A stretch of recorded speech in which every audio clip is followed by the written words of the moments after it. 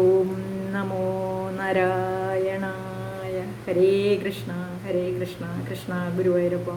നമുക്ക് വീണ്ടും അടുത്ത വീഡിയോയിലേക്ക് എല്ലാവർക്കും സ്വാഗതം. എല്ലാവർക്കും ശുഭദിനം ആശംസിക്കുന്നു. ഭഗവാന്റെ കൃപാകടാക്ഷം എല്ലാവർക്കും ഉണ്ടാകട്ടെ എന്ന് പ്രാർത്ഥിക്കുന്നു.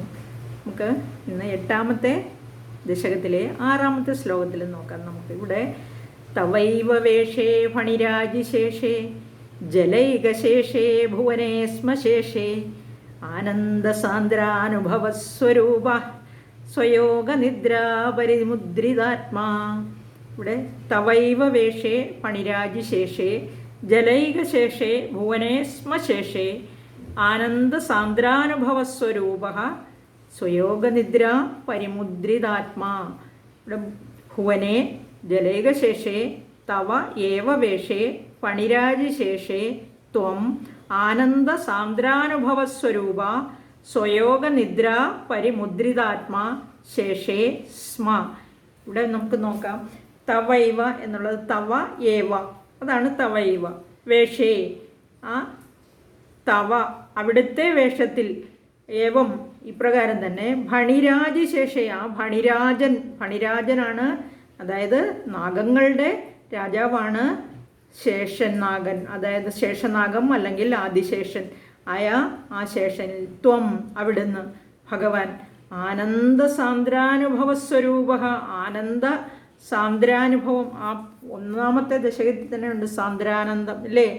ആ സാന്ദ്രാനന്ദം, അതായത് ഇടമുറിയാത്ത ആനന്ദം, നിത്യവും നിലനിൽക്കുന്ന ആനന്ദത്തിൽ മുഴുകി, അതായത് ആ അനുഭൂതിയിൽ, ആ അനുഭൂതി രൂപനായിട്ട് ആനന്ദ സാന്ദ്രാനുഭവസ്വരൂപനായിട്ട് സ്വയോഗനിദ്രാ പരിമുദ്രിതാത്മാ, തൻ്റെ യോഗനിദ്രയാൽ അങ്ങനെ യോഗനിദ്രയിൽ മുഴുകി, അതായത് ശേഷേ സ്മ ആ ശേഷനാഗത്തിൻ്റെ മുകളിൽ ശേഷശയ്യയിൽ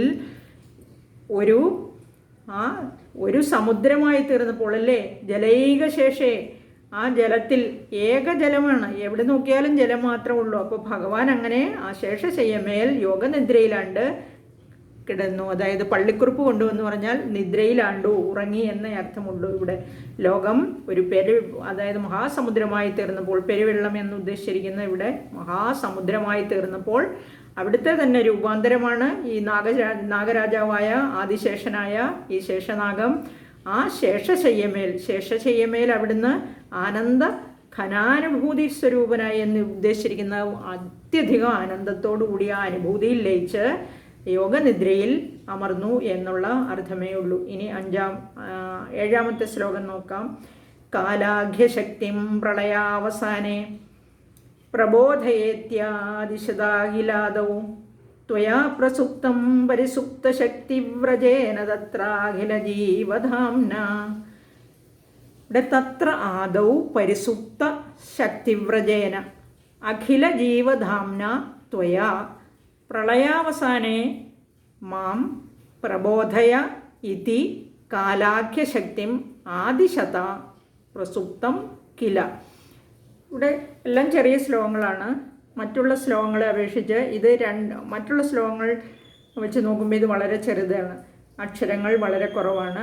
ഉപേന്ദ്രവജ്ര വൃത്തത്തിലുള്ളതാണിത്. അപ്പോൾ നമുക്ക് നോക്കാം. കാലാഖ്യശക്തി, കാലം എന്നു പേരുള്ള ശക്തി. പ്രളയാവസാനേ പ്രളയത്തിൻ്റെ അവസാനത്തിൽ പ്രബോധയേത്യാദിശതാഖിലാദൗ പ്രളയത്തിൻ്റെ അവസാനത്തിൽ പ്രബോധയ എന്ന് പറഞ്ഞാൽ എന്നെ വിളിച്ചുണർത്തണം എന്നാണ് പറഞ്ഞത്. പ്രബോധയ ഭഗവാൻ ആ തൻ്റെ മൂലപ്രകൃതിയായ കാലം എന്നു പേരായ ശക്തിയെ വിളിച്ചിങ്ങനെ പറയുകയാണ്.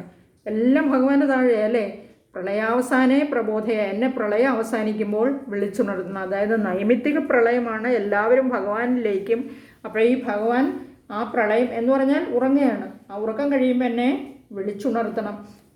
പ്രളയം കഴിയുമ്പോൾ ഇത് നൈമിത്തിക പ്രളയം ദിവസവും സംഭവിക്കുന്നതല്ലേ. അപ്പോൾ ഉറങ്ങുന്നു, ഉണരുന്നു.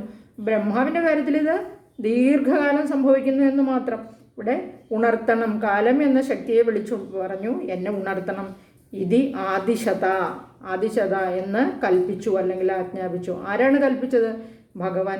ആദൗ മുൻപ്, ഉറങ്ങുന്നതിന് മുമ്പാണ് പറഞ്ഞത്.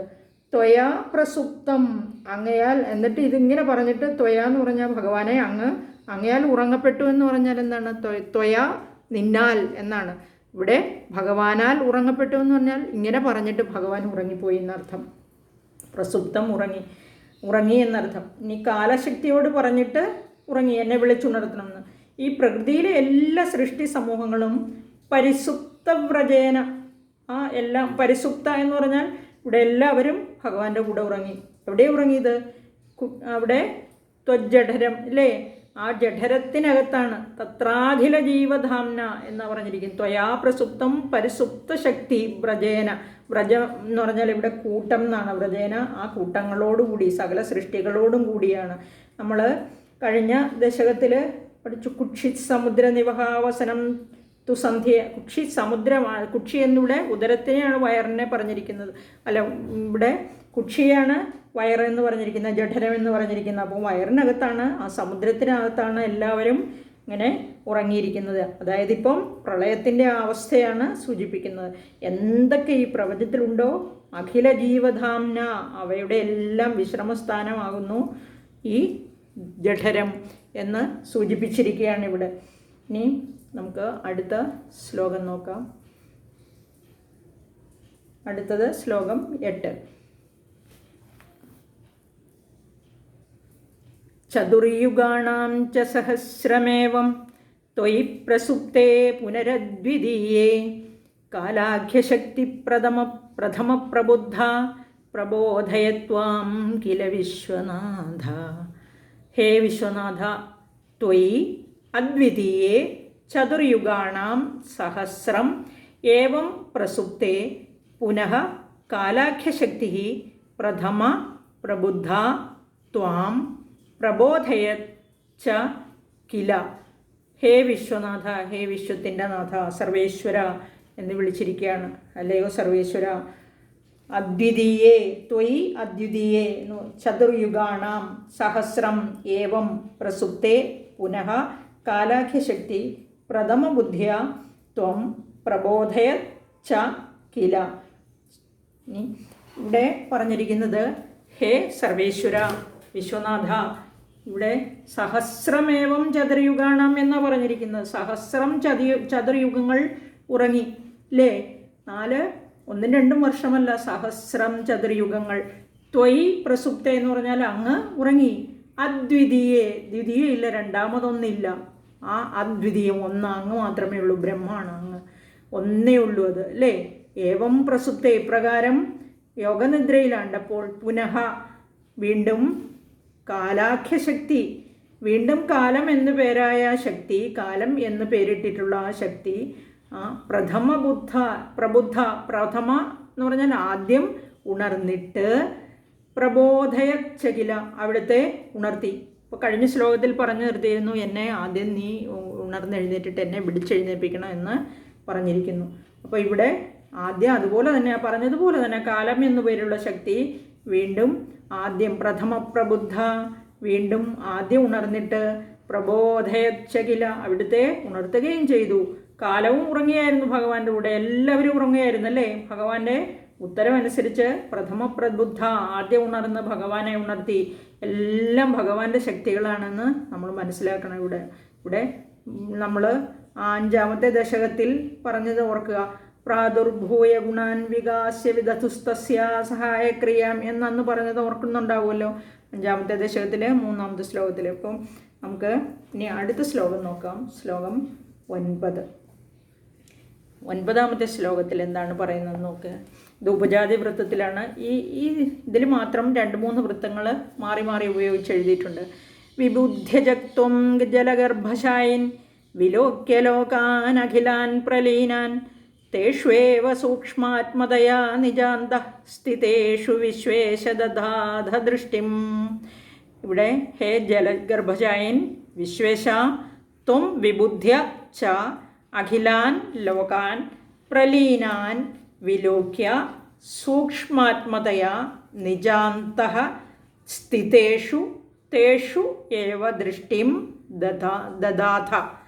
ഇവിടെ ഹേ ജലഗർഭശായിനി എന്ന് വിളിച്ചിരിക്കുകയാണ്. ജലത്തിൻ്റെ ഗർഭത്തിൽ, അതായത് ജലമധ്യത്തിലാണ്.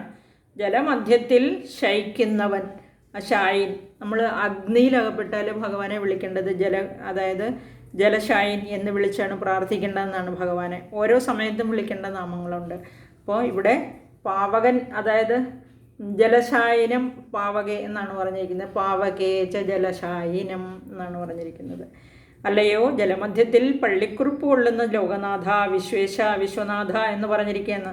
വിബുദ്ധ്യജത്വം ജലഗർഭശായൻ ത്വം വിബുദ്ധ്യ ച, അവിടുന്ന് ഈ യോഗനിദ്രയിൽ നിന്ന് ഉണർന്നിട്ട് അഖിലാൻ ലോകാൻ, ഈ ലോകം മുഴുവനും, അഖിലാൻ ലോകാൻ സകല ലോകങ്ങളും പ്രലീനാൻ വിലോക്യ, തന്നിൽ ലയിച്ചിരിക്കുന്നതായി കണ്ടിട്ട്, തന്നിൽ വിലയം പ്രാപിച്ചു എന്ന് പറഞ്ഞാൽ തന്നിൽ ലയിച്ചിരിക്കുന്നതായി കണ്ടിട്ട്, സൂക്ഷ്മാത്മതയാ നിജാന്തഃ, നമ്മൾ വിചാരിക്കത്തില്ലേ ഈ ലോകം മുഴുവനും എങ്ങനെ ഭഗവാന്റെ ഉദരത്തിൽ കൊള്ളുന്നതെന്ന്. വിരാട് പുരുഷനാണ്, 14 ലോകങ്ങളും നിറഞ്ഞു നിൽക്കുകയാണ് ഭഗവാൻ അല്ലേ.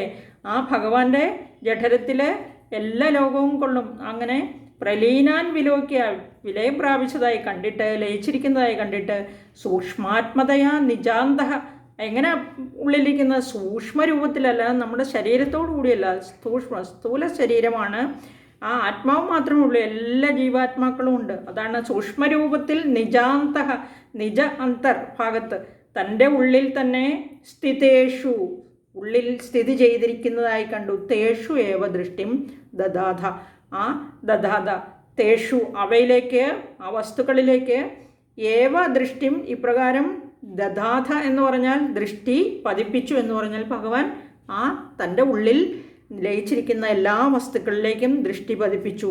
ആ പ്രളയ സമയത്ത് യോഗനിദ്രയിലാണ്ടിരുന്ന ഭഗവാന്റെ ഉള്ളിൽ എല്ലാവരും ഭഗവാനോടുകൂടി ഉറങ്ങുകയായിരുന്നല്ലോ. അപ്പോൾ ആ യോഗനിദ്രയിൽ നിന്ന് ഉണർന്ന് നോക്കിയപ്പോൾ ജഗത്ത് മുഴുവനും, അതായത് ലോകം മുഴുവനും തന്നിൽ ലയിച്ചിരിക്കുന്നതായി കണ്ട് ആ സൂക്ഷ്മരൂപത്തിൽ തൻ്റെ ഉള്ളിലിരിക്കുന്ന ആ വസ്തുക്കളിലേക്ക് ദൃഷ്ടി പതിപ്പിച്ചു എന്ന് പറഞ്ഞാൽ ഭഗവാൻ ഉണർന്നെഴുന്നേറ്റ് എല്ലാ വസ്തുക്കളിലേക്കും നോക്കി എന്ന് സാരം. ഇനി ഈ ദശകത്തിൽ 4 ശ്ലോകങ്ങൾ കൂടിയുണ്ട്, അത് നമുക്ക് അടുത്ത വീഡിയോയിൽ പറയാം. എല്ലാവർക്കും നന്ദി.